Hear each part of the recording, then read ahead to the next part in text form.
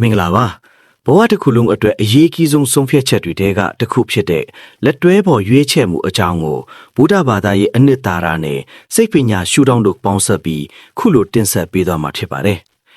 လူတစ်ယောက်ကိုချစ်မိဖို့ဆိုတာခဏတာပဲကြာကောင်းကြာနေပြီမဲ့အဲ့ဒီလူနေဘဝကိုတတ်လုံးလက်တွဲဖို့ဆိုတာကတော့အများကြီးစဉ်းစားရမယ့်ကိစ္စပါကျွန်တော်တို့ဗုဒ္ဓဘာသာမှာတမတ်တီဝိဆိုတဲ့စကားလုံးရှိပါတယ်အတိပ္ပယ်ကတော့အစဉ်အတန်းတူညီသောနေထိုင်ခြင်းပါပဲ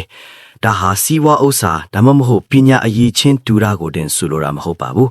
အဓိကအဖြစ်အချက်၄ချက်တူညီဖို့လိုအပ်ပါတယ်ပထမဆုံးကတော့တမတ်တတာပါ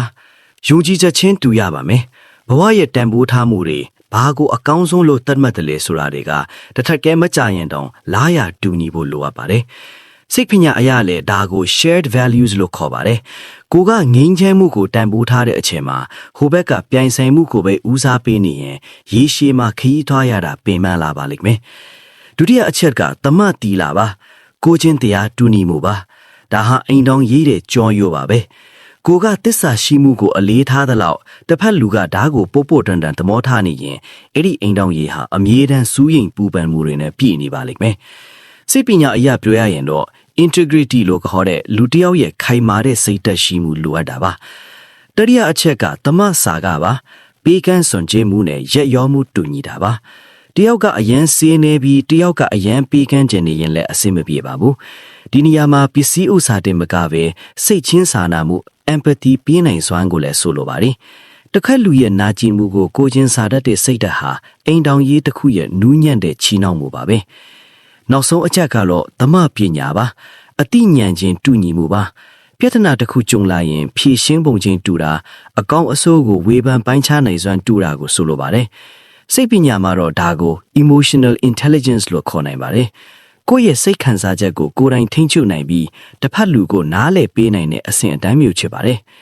ဒီအချက်၄ချက်နဲ့ပြည့်စုံတဲ့သူကိုရှာဖွေတဲ့အခါမှာစိတ်ပညာရှင်တွေပေးလိရှိတဲ့အကြံပြုချက်တစ်ခုရှိပါတယ်အဲ့ဒါကတော့ green flags ဒါမှမဟုတ်ကောင်းမွန်တဲ့လက္ခဏာတွေကိုကြည့်ဖို့ပါပဲလူတစ်ယောက်ဟာဒေါသထွက်လာတဲ့အခါဘယ်လိုတုံ့ပြန်တယ်လဲသူကိုယ်တိုင်မားသွားတဲ့အခါတောင်းပန်ဖို့ဝန်လေးသလားကိုယ့်ရဲ့အောင်မြင်မှုတွေအပေါ်မှာသူတကယ်ပဲဝမ်းသာပေးနိုင်ရဲ့လား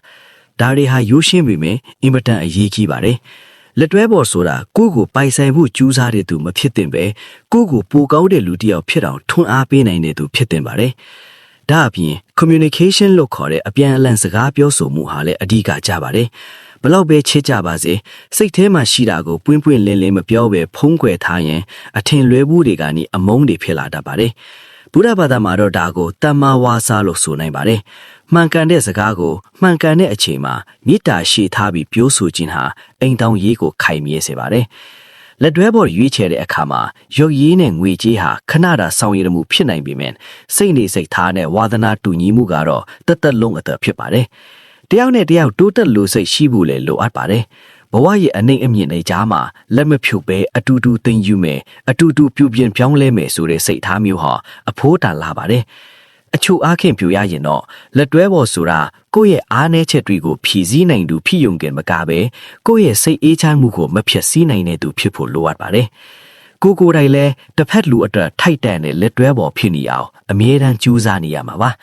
အိမ်တော်ရေးဆိုတာတယောက်တည်းတိဆောက်ရတဲ့အရာမဟုတ်ပဲနှစ်ယောက်အတူတူစိုက်ပျိုးရတဲ့ပန်းယူခြင်းတစ်ခုလိုပါပဲ